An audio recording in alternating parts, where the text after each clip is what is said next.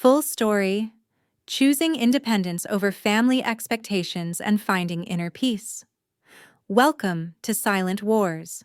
In today's video, we're diving into a powerful full story of a person who chose to stand up for themselves against overwhelming family expectations. It's a journey filled with self-discovery and the courage to set boundaries. If you've ever faced pressure from family or struggled with making tough decisions, this video is for you. Don't forget to hit like, subscribe to Silent Wars, and ring the bell so you never miss an inspiring story. Let's get started. It was a Sunday afternoon, just another quiet day, when I got the call that would change everything. I had just settled into my newly bought apartment, a modest 2-bedroom unit in the city, something that had taken me 6 years of hard work, sleepless nights, and sacrifice to afford.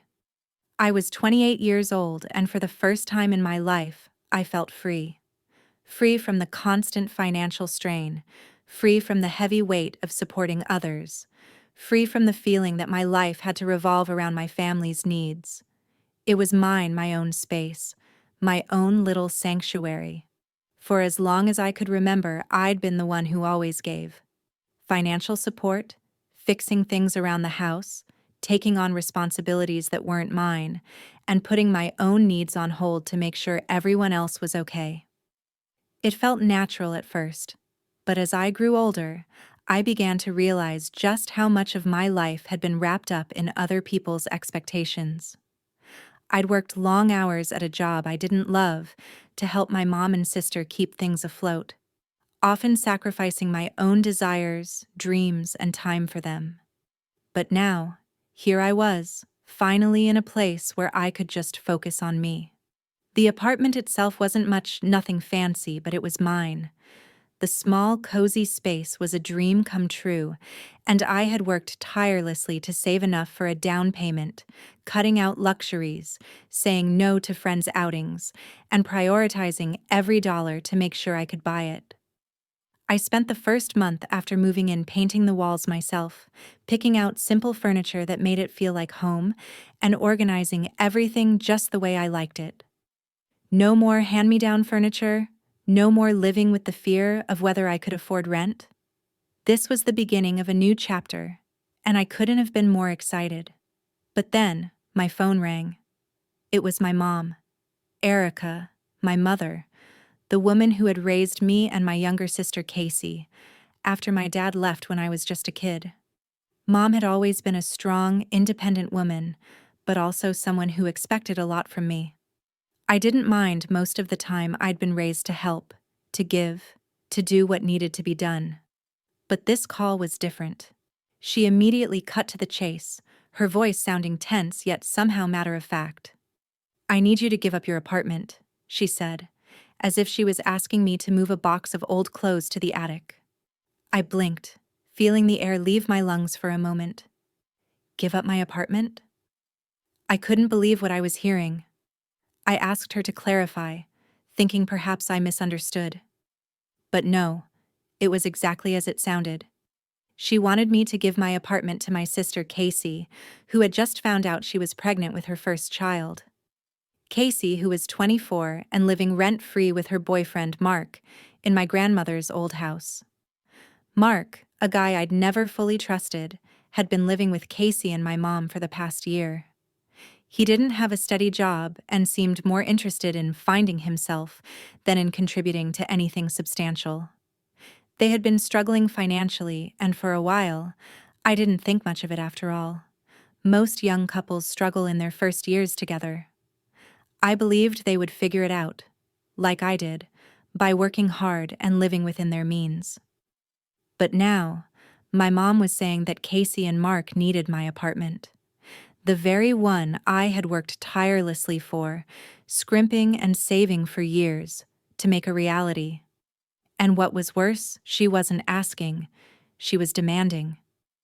"I'm sure you can make the sacrifice, son," she said, as though it was a done deal. "Family comes first." Her tone was firm, as though she had already made the decision for me.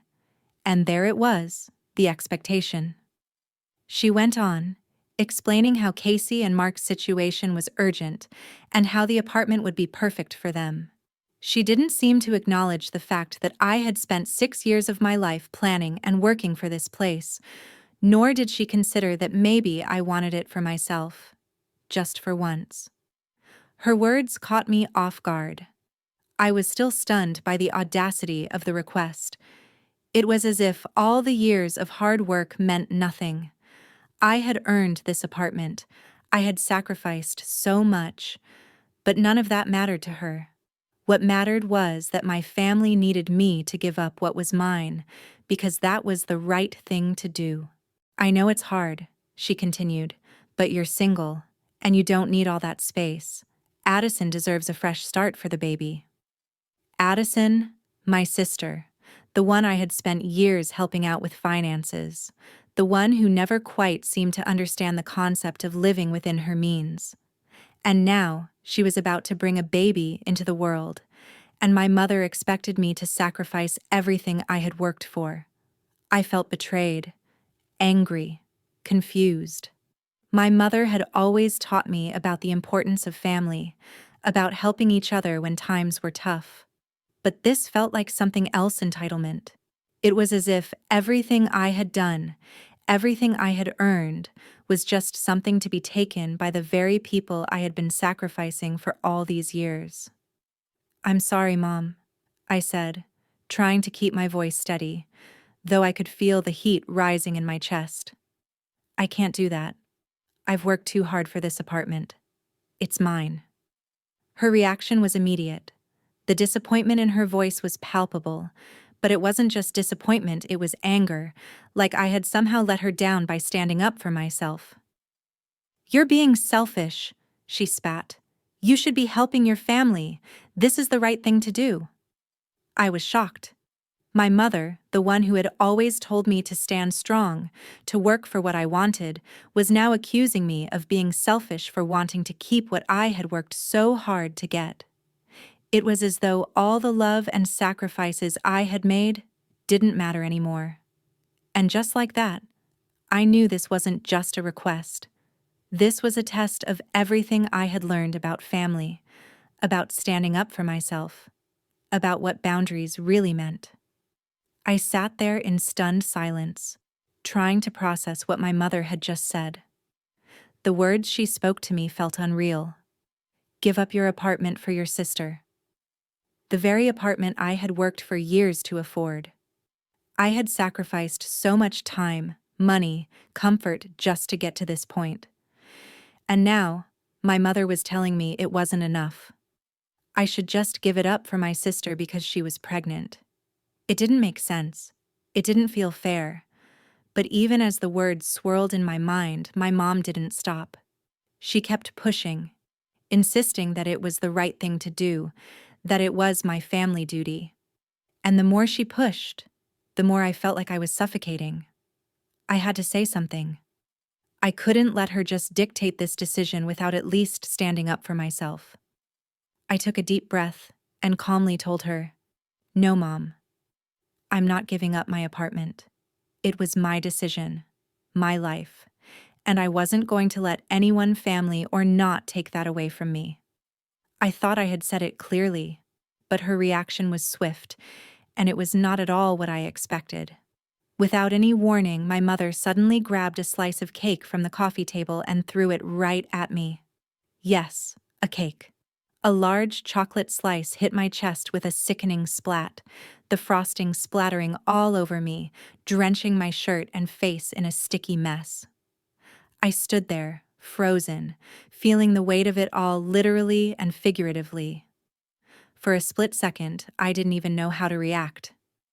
Was this really happening? My mom wasn't finished. She didn't even blink. Her eyes were red with anger, her face twisted in fury as she screamed at me, calling me every name in the book. Selfish. Ungrateful. Her words were harsh, cutting through me with the same force as the cake that had just hit me. I was the one in the wrong now. All the years of support, of hard work, of doing everything I could for them, none of that mattered anymore. The only thing that mattered to her was getting what she wanted. And in that moment, it wasn't just about my apartment anymore. It was about the principle of it all. My mother wasn't just asking for help, she was demanding that I give up everything I had worked for. And when I refused, she couldn't understand why. She didn't see it from my perspective. She didn't see how much it hurt to be expected to sacrifice my hard-earned security for her convenience. To her, it was all just about family duty, as if that was enough to justify it. My sister Casey was sitting across from me, her eyes welling with tears. I could see the hurt in her face, the sense of betrayal. She wasn't angry, she was hurt. "How can you be so cruel?" she cried, her voice breaking. "You're going to make me lose my baby because you're being selfish." Her words struck me like a punch to the stomach. I never wanted to hurt her. But somehow, in their eyes, my decision to keep what was mine had become an act of cruelty. And then there was Mark, my sister's boyfriend. The man who had been living rent-free in my grandmother's house for months, contributing nothing, adding to the financial strain, and yet, somehow, he said nothing. He just stood there, awkwardly, looking at the floor. It was like he didn't even have the courage to stand up for what was right. But by his silence, it felt like he was aligning himself with my mom's stance, with the belief that I was the one in the wrong. The absurdity of the situation hit me like a slap to the face. The emotional weight of the entire moment felt like a crushing blow. Here I was, covered in cake, trying to hold my ground, but all I could think was, how did it come to this? How had everything I worked so hard for become a tool to be used against me? This wasn't about family anymore. It was about entitlement. They wanted something that wasn't theirs, and they didn't care about the sacrifice it took to get it. I could feel my blood boiling, my mind racing with all the anger, confusion, and frustration that had built up over the past few years.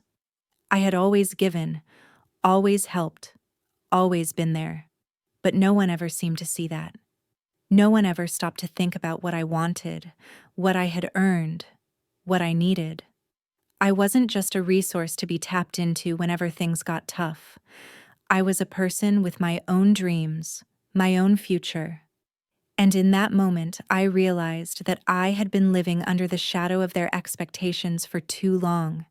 It wasn't just about the apartment anymore, it was about finally standing up for myself. With cake dripping down my chest and my mother still yelling at me, I took a deep breath, trying to calm myself. I wiped the mess from my face with a napkin, my voice firm, but calm. "This conversation is finished," I said, trying to steady my emotions. "I'm not giving up my apartment. This is my decision, and it's final." My mom didn't take that well at all. She kept shouting as I walked to the door. "You'll regret this," she screamed. "You're tearing the family apart." The guilt was heavy, but I couldn't let it control me anymore. I was done. This was my life, my decision, and it wasn't up for negotiation. As I walked out the door, the weight of the moment finally hit me. The hurt, the betrayal, the anger, it all mixed together. But deep down, I knew that what I was doing was right. I had to stand firm. This wasn't just about the apartment. It was about standing up for myself, for my hard work, and for my future. Growing up, I was always the one who took on the responsibility. I was the quiet fixer, the one who made sure everything ran smoothly, even when it felt like my own life was falling apart. It wasn't something I resented at first. Helping my family felt natural. I loved my mom and my sister, and I never hesitated to jump in when something needed to be done.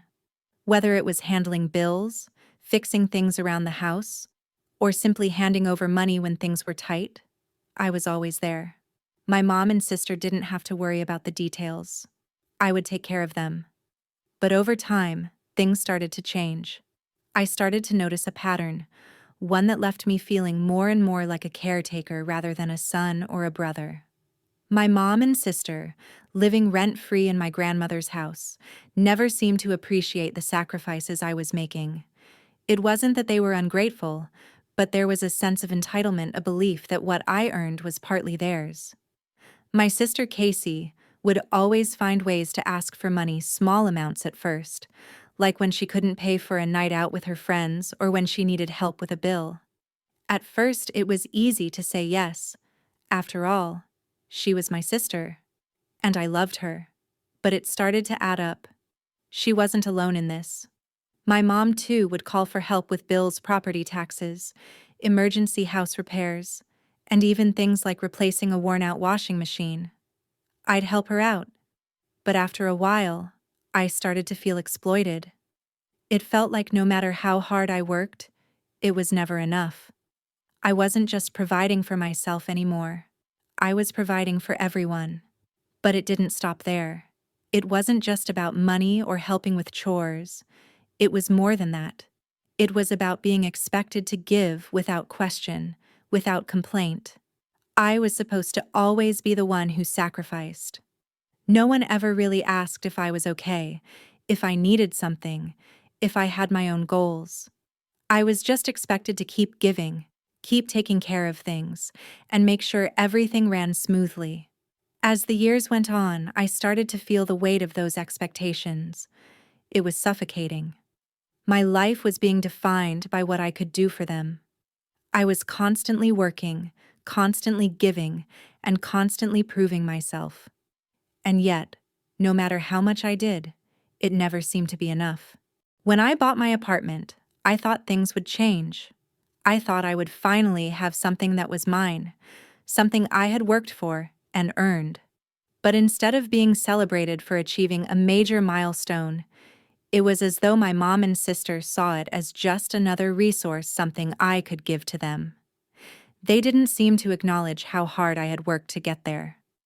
It was as if they assumed I would give it up, without hesitation, because that's what I always did. But this time was different. This time, I couldn't just say yes. This time, I was going to have to draw a line in the sand. For the first time, I was going to have to say no to my family. And it terrified me. The idea of upsetting my mom, of having my sister angry with me, felt like it would tear everything apart. I had always been the one who kept the peace, who worked in the background, who quietly carried the weight of the family's expectations. I had always been the one who sacrificed my own desires for the good of others. But now, standing at the crossroads, I knew I couldn't do it anymore. The thought of saying no to my mom, the woman who had raised me, the woman who had given up so much of her life to take care of us, was paralyzing. But I had reached my breaking point. I had worked too hard. I had sacrificed too much, and I had earned this apartment. It was mine. It wasn't just a place to live, it was a symbol of my independence, of my ability to make my own decisions, to take control of my own future. And I wasn't going to let anyone take that from me. Saying no was harder than I thought. The guilt was immediate and overwhelming.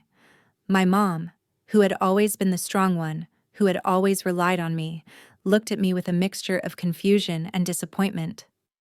I could see it in her eyes. She didn't understand why I wouldn't just give up my apartment for my sister.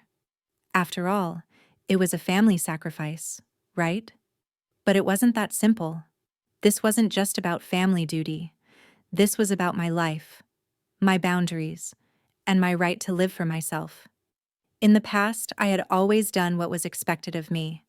I had always been the dependable one, the one who kept everything together. But I had started to realize that in doing so, I had lost myself. I had lost sight of what I wanted. I had been so busy helping everyone else that I hadn't taken the time to think about what I needed. I had become so wrapped up in fulfilling everyone else's expectations that I didn't even know where my own dreams began. But now, as I stood there facing my mother, I knew that this was my chance to finally take control. I had to say no. I had to set boundaries. And that was terrifying. It felt like everything I had known, everything I had been taught, was collapsing around me. But I had to do it. For me. And so, I did. I said no. I explained calmly, though my voice was shaking, that I wasn't giving up my apartment. It was mine, and I had earned it. I wasn't going to let anyone take that away from me. It felt like a huge weight had been lifted, even as the guilt still clawed at me. This was the moment I realized that I couldn't continue living under the weight of everyone else's expectations. I needed to live for myself. It wasn't going to be easy, and I knew there would be fallout. But in the end, I had to be true to who I was and what I wanted. For the first time in my life, I had to choose me. The silent battle. No one listened. The fallout from my decision was swift and brutal. Almost immediately after I told my mother and sister that I wouldn't be giving up my apartment, my phone started ringing nonstop. Messages flooded my inbox, each one more desperate and manipulative than the last. My mother, Erica, was the first to reach out. Her message was dripping with guilt, as if I had just committed the most unforgivable sin. "You're being a monster," she wrote. "How could you be so cruel? Your sister is pregnant, and you're denying her a safe place to live." Her words hit me like a punch to the gut. I had been prepared for some resistance, but I never imagined she would go so far. My mother wasn't just disappointed in me. She was accusing me of being heartless, of tearing the family apart. Her message wasn't a request. It was an attack. I didn't respond right away. I didn't know what to say.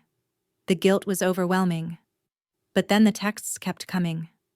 They weren't just from my mom. My sister Casey also started texting me. The first one was almost a sob story, as if she was trying to manipulate me into feeling sorry for her. She sent me ultrasound pictures, hoping they would tug at my heartstrings. "I can't believe you're doing this to me," she wrote. "You're causing me so much stress. How can you be so selfish? This baby deserves a good home, and you're taking that away from me." Her words were sharp, each sentence cutting deeper than the last. She painted me as the villain, the one who was ruining her chances at a better life. I wasn't just refusing to help. I was actively hurting her and her unborn child. I couldn't escape the weight of those words. I had always loved my sister, and I never imagined I'd be painted as the villain in her life. The messages didn't stop. It felt like I was under siege. Every time I tried to shut it down and put the phone away, another text would pop up. Every message made me feel more and more like the bad guy. The messages from my family members, especially my mother, didn't just ask for what they wanted, they demanded it. They expected me to give up everything I had worked for without hesitation, and every refusal I made seemed to push them further into a state of rage and disbelief. The guilt was eating at me. I had given up so much for them already. I had worked tirelessly for years, spent endless hours helping to support their needs, and now, when it was finally my turn to do something for me, I was met with nothing but anger and resentment. It wasn't just a rejection of my apartment, it was a rejection of everything I had sacrificed for them. And the more I stood my ground, the more they tried to make me feel like I was wrong. As I read the texts, something profound started to sink in. It wasn't just that my family was upset, it was that they didn't see me as an individual. They didn't see me as someone who had their own life, their own dreams, and their own goals. They saw me as a resource. I was just someone who existed to help them out when they needed it. To them, my apartment wasn't mine, it was the family's. And when I refused to give it up, I wasn't just setting a boundary, I was violating their sense of entitlement. They didn't see my refusal as an assertion of my personal boundaries. They saw it as a personal attack. They were angry, not because I had denied them the apartment, but because I had refused to do what they expected of me. They had become so used to me being the one who always said yes, always gave, always sacrificed, that when I finally said no, it felt to them like I was turning my back on them. I began to realize that this wasn't about the apartment. It wasn't about my sister needing a place to live or my mom needing help with the bills. This was about something much deeper, something I hadn't been able to fully acknowledge before. My family had come to see me as a tool, someone to give, to support, to be the safety net when things weren't going well in their lives. I had become so used to being the one who helped out, the one who held everything together, that I had lost sight of my own identity. And now, when I was finally standing up for myself, when I was finally setting a boundary, my family couldn't understand it. They couldn't understand why I would choose myself over them. They had never had to face the reality that I had my own life to live, and I couldn't keep sacrificing it for them. But in their eyes, I was being selfish, and that was something I wasn't prepared for. I felt like I was caught in an emotional battle, one that I hadn't signed up for. The more I resisted, the angrier they became. My phone was ringing off the hook. I didn't know who to talk to anymore. The texts from my mother, my sister, and even extended family were pouring in, all echoing the same sentiment. You're wrong. You're ruining the family. It felt like no one was listening to me. No one cared to understand my side of the story. They didn't want to hear that I had worked for 6 years to buy my apartment, to build my future. They didn't want to understand that I wasn't being cruel. I was just setting a boundary, one that was long overdue. It was as if my entire family had turned against me, and all I had done was try to protect what was mine. The silence that followed the onslaught of messages was almost worse than the anger. I had cut ties with them, blocking their numbers, silencing their voices, but I could still hear their accusations echoing in my mind. And in that silence, I realized something important. I was not the monster.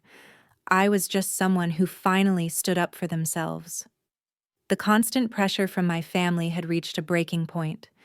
It had been weeks of escalating guilt trips, emotional manipulation, and relentless messages, all demanding that I give up my apartment for my sister and her growing family.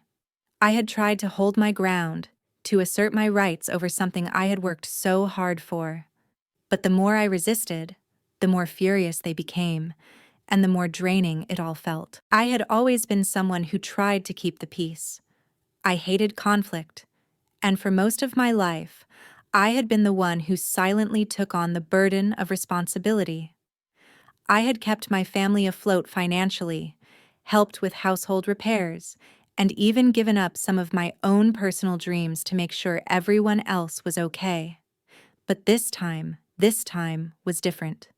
I realized that my family didn't respect me. They didn't respect my hard work, my boundaries, or my need to live my own life. And the truth was, I was emotionally exhausted. I couldn't keep going on like this, and I couldn't keep pretending that everything was fine when it wasn't. I had been backed into a corner, and I knew that if I didn't take a stand, things would never change. The idea of taking legal action against my own family felt almost unthinkable. I couldn't believe I was considering it. For years, I had been the one who came to their aid, the one who helped with everything. And yet, here I was, about to fight my own flesh and blood in a way I never thought would be necessary. But the longer I thought about it, the more I realized that this was the only way. I made the call. I found a lawyer who specialized in property disputes, especially those involving family members. The process wasn't something I had ever imagined myself going through. In fact, the whole situation felt surreal, like a nightmare I couldn't escape. But when the lawyer explained something called a partition sale, something shifted inside me. A partition sale is a legal process where a co-owner of a property can request the court to sell the property if the co-owners can't come to an agreement on how to manage it. In simple terms, I could force the sale of my grandmother's house, where my mom, sister, and her boyfriend were living, and they would have to either buy me out or leave. The lawyer's explanation made it clear that this was the only viable option. If my sister wanted to stay in the house, she would have to buy my share, and knowing her financial situation, that wasn't going to happen. If she couldn't afford it, the house would be sold to a third party, and the proceeds would be split between us. That was the plan. It was cold, it was calculated, but at that point, I was done trying to make it work with my family on my own terms. I had to do it. When I told my family about my decision, their reaction was immediate and explosive. My mother refused to believe I was serious. She thought I was just bluffing, trying to scare them into backing down. She kept insisting that I was wrong, that I was being selfish, and that this was something we should be able to work out as a family. But I wasn't bluffing. I wasn't backing down. I had reached my limit. I had spent too many years giving without receiving anything in return, and now I was standing up for myself, even if it meant risking the end of my relationship with my family. The more I thought about it, the clearer it became. They had no idea how much I had sacrificed, how much I had given up to make sure they were comfortable. And now, when I had something of my own, something I had earned through hard work, they were trying to take it from me without even asking, without any understanding of what I had gone through to get here. The realization hit me like a ton of bricks. They didn't see me as a person.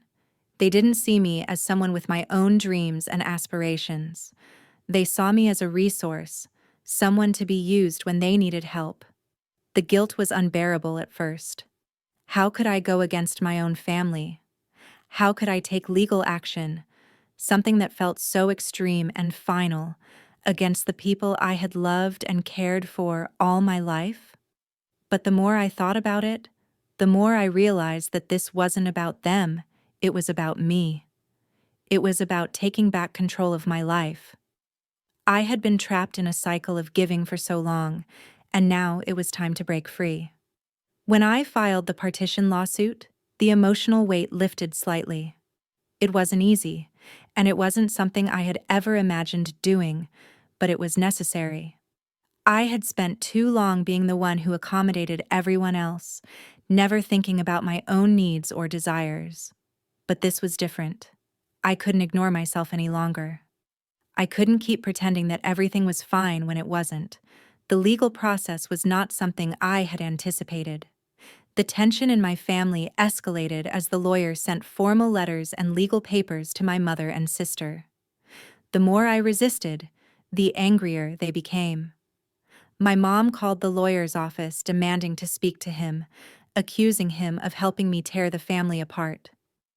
But I wasn't backing down. This wasn't about me destroying the family, it was about me protecting what was mine, about me taking a stand after years of being the one who gave and gave without asking for anything in return. And as I took this step, I realized something important. I wasn't just standing up for my apartment, I was standing up for myself, for my own right to have boundaries, to have dreams, to be respected. This legal action wasn't just about property, it was about self-respect. And in the end, it was the only way I could truly be free from the constant demands and manipulation of my family. The legal process felt like it would never end. It dragged on for what felt like an eternity, each day passing with the same heavy weight pressing down on me. It wasn't just the legal battles or the stress of dealing with family. It was the emotional toll of waiting. Waiting for my family to accept the reality of the situation, waiting for the moment when I could finally move forward with my life, unburdened by the emotional chaos they had created. Each day, I hoped it would all resolve itself, but each day, it felt more like I was trapped in a never-ending cycle of uncertainty and dread. The phone calls, the emails, the messages, they never stopped. It felt like I was in a nightmare, stuck in a loop where I couldn't wake up. I had hired a lawyer, made the decision to push forward with the partition sale, and now I had to wait. Wait for the legal process to unfold. Wait for my family to stop fighting me at every turn. Wait for the court to make a decision that would change everything. The wait was agonizing, and with every passing day, the anxiety grew. I found myself waking up in the middle of the night, my mind racing, my heart pounding with anxiety. What would the future hold? Would my family ever understand? Would they forgive me for taking this drastic step? Or would I lose them forever? The fear of losing them, of destroying the bond that had once been unbreakable, gnawed at me. But at the same time, I couldn't ignore the reality. I was doing this for myself. I had to protect my peace, protect the life I had worked so hard to build. My mom's frustration and anger were palpable. She called my lawyer's office multiple times, demanding to speak to him, accusing him of helping me tear the family apart. Her voice was filled with rage, but also a certain desperation. She couldn't believe that her own son had made the decision to take such a drastic step. To her, this wasn't just about an apartment, it was about loyalty, about family duty. She couldn't understand that by protecting my own rights, I wasn't betraying her. I was simply asserting my right to live my own life, but in her eyes, I was the villain. I was the one who was destroying everything she had worked for. It was maddening how she couldn't see it. The phone calls continued, with her voicemails pleading with me to reconsider, to come back to the family and stop the legal proceedings. Each message felt like a guilt trip, a reminder of all the things I was being accused of. Selfishness, disloyalty, breaking apart the family. At one point, she even accused me of betraying my grandmother's memory. It was like every ounce of guilt and shame was being heaped onto me, and I felt like I was drowning in it. Meanwhile, my sister's lawyer was fighting tooth and nail to delay the process. Casey's lawyer kept making excuses, claiming that Casey couldn't afford to buy me out of my share of the house. The lawyer pushed for extensions, filing motions and trying to drag the process out, hoping to find some way to avoid the inevitable. It was frustrating beyond words. Every time I thought we were getting closer to a resolution, something else would come up to delay it even further. It felt like an endless battle, one that I didn't want to fight, but had no choice but to continue. The delays only added to the tension. I could feel the strain of the situation creeping into every corner of my life. I became more irritable, more stressed. It was hard to concentrate on anything else. Work was becoming harder to focus on, my sleep was disturbed, and I found myself feeling emotionally drained by the constant battle with my family. The guilt never fully left me, and the fear of what was to come was always lingering in the background. But despite the chaos, a shift started to happen within me. As time passed, I began to realize that the only thing that truly mattered in this entire situation was protecting my peace. Yes, I had to face the emotional fallout from my family. Yes, I had to go through the legal process and deal with the anger and accusations. But in the end, none of that would matter if I wasn't able to take care of myself. If I wasn't able to find some semblance of inner peace in the midst of all the turmoil. I had spent years putting others first, sacrificing my own happiness and desires to make sure my family was okay. But now, this was about me. This was about protecting the life I had built and making sure I didn't lose myself in the process of trying to please everyone else. The more I thought about it, the more I realized that by standing firm, by following through with my decision, I was finally choosing myself for the first time in my life. The anxiety and dread didn't disappear overnight, but they began to fade. I stopped letting the constant barrage of guilt and manipulation control me. I stopped allowing my family's demands to dictate my life. I knew I had made the right decision, and the more I trusted that, the more peaceful I felt.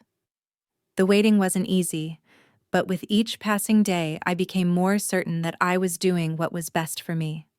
And then, finally, after months of waiting, the decision came. The legal proceedings had taken their course, and the court ruled in my favor. The house would be sold, and I would get my share. It wasn't easy. There was still some tension in the air, still a sense of unresolved anger from my family. But for the first time in months, I felt like I could breathe again. The weight of the decision, the constant pressure was lifted, and I was finally able to move forward free from the emotional chaos. After what felt like an eternity, the legal battle finally came to an end. The house was sold. My grandmother's house, the house I had co-owned with my sister, the house where my family had lived for so long, was no longer ours. The process had been long and draining, filled with endless delays and emotional turmoil, but the moment the sale was final, I felt a strange mix of relief and sadness wash over me. I remember the moment the final check came through. The proceeds from the sale amounted to a little over $170,000, my share of the house. It was money that would allow me to move forward with my life, to finally be free from the emotional weight my family had placed on me for so many years. But as I stared at the balance in my bank account, the relief I thought I would feel didn't come immediately. Instead, it was a bittersweet feeling, a kind of quiet sorrow that settled deep inside me.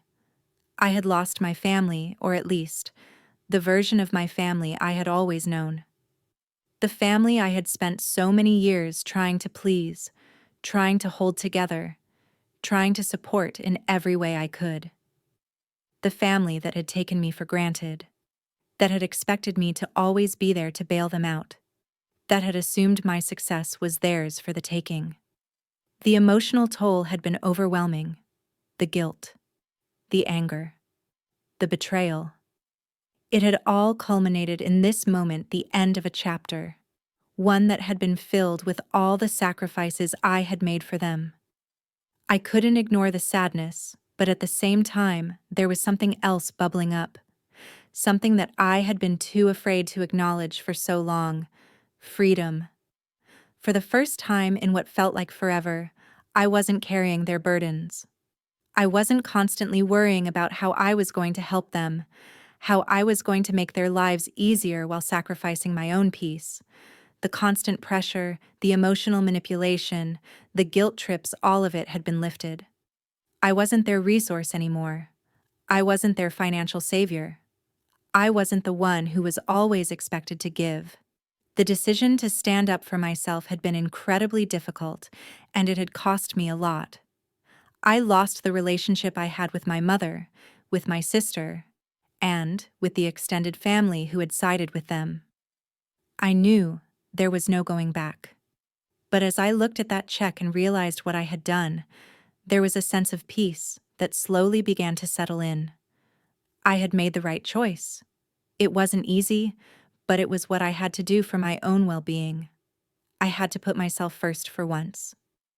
In the weeks that followed, my mom moved in with one of her sisters, and my sister Casey and her boyfriend found a small apartment on their own. My family had to face the consequences of their actions. They had to stand on their own.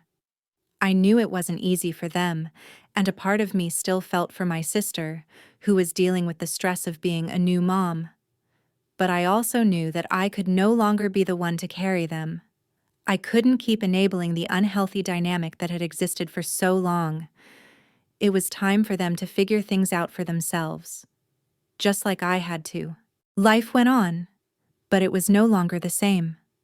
I no longer had to deal with the constant barrage of phone calls, the manipulation, the guilt. The emotional burden had been lifted, and for the first time in a long time, I felt like I could breathe again.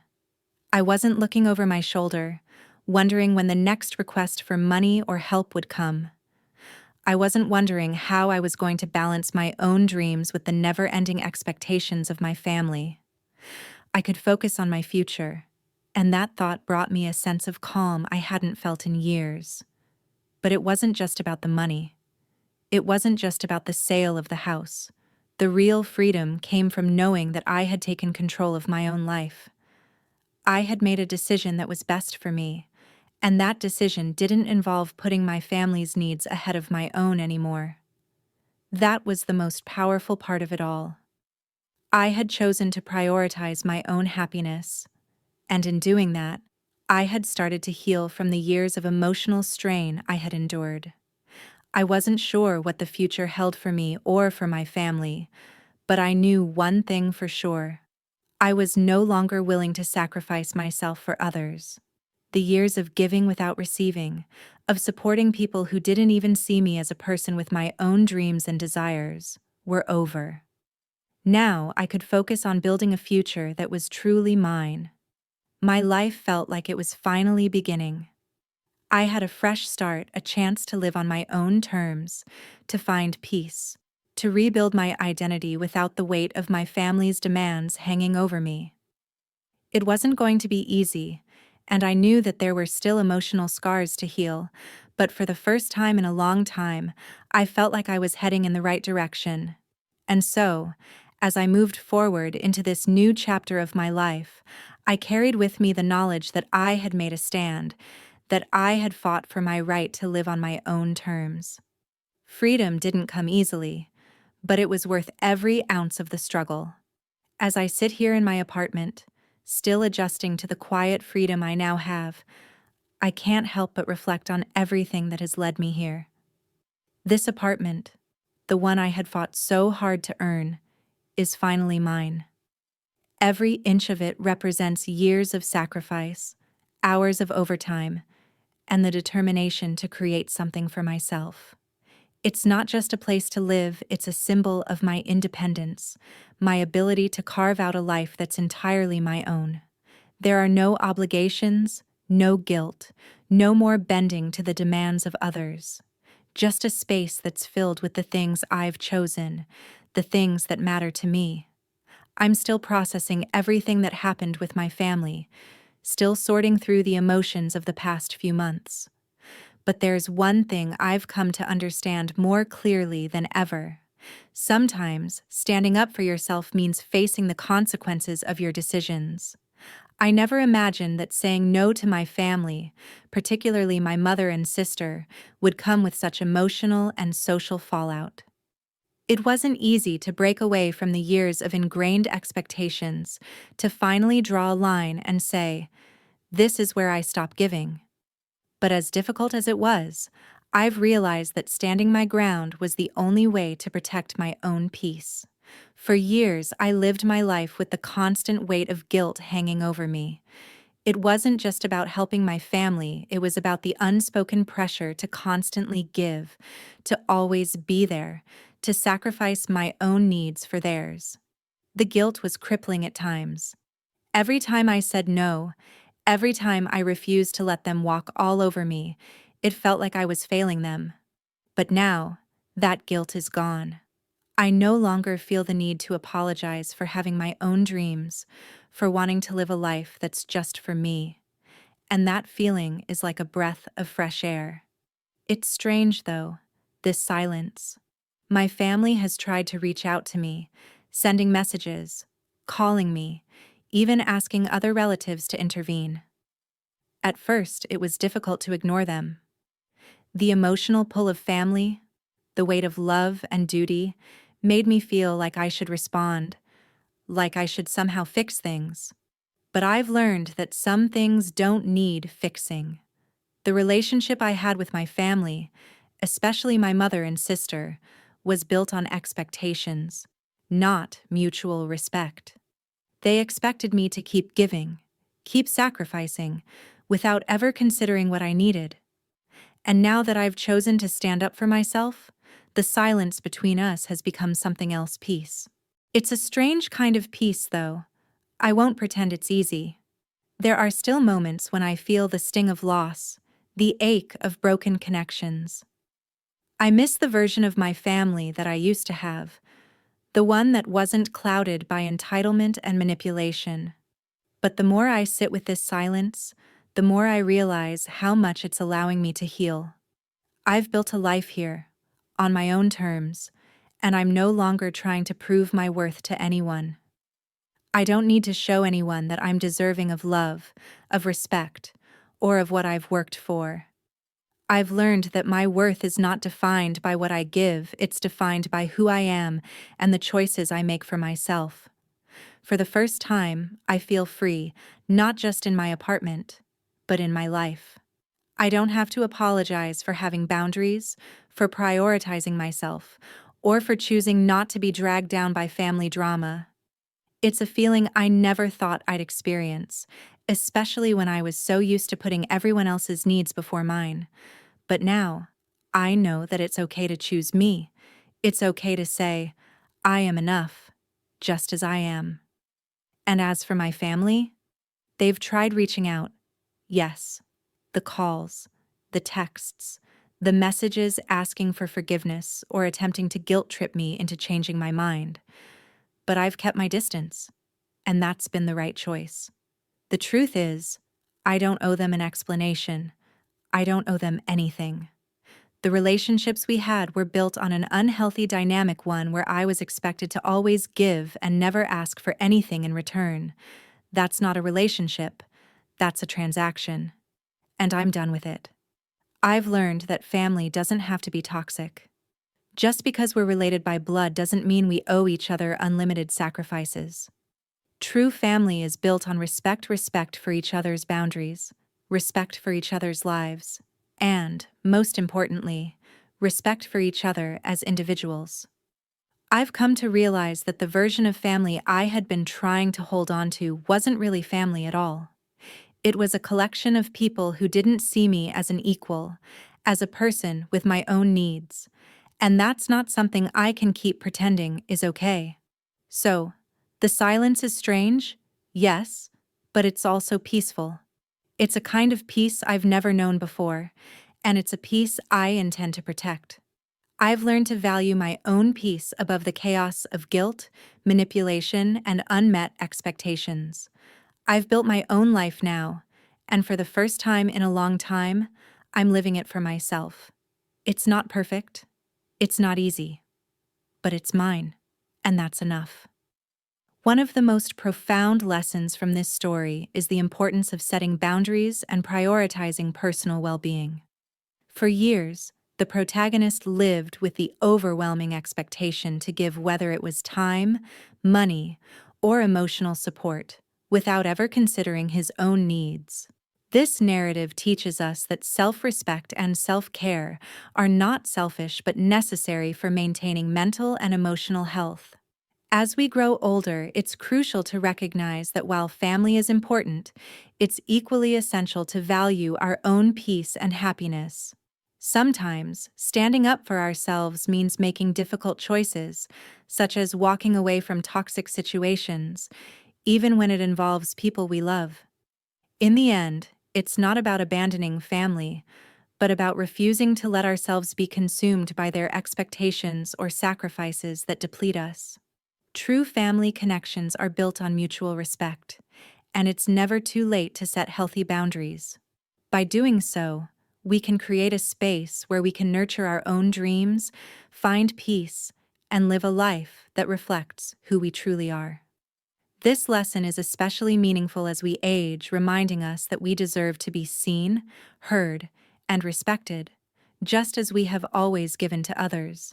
Taking care of our own needs allows us to be the best versions of ourselves, not just for our family, but for our own inner peace and happiness. Thank you for watching. We hope this full story inspired you to reflect on the importance of setting boundaries and choosing what's best for you. If you enjoyed this video, please remember to like, share your thoughts in the comments, and subscribe to Silent Wars for more amazing stories. Your support means the world to us.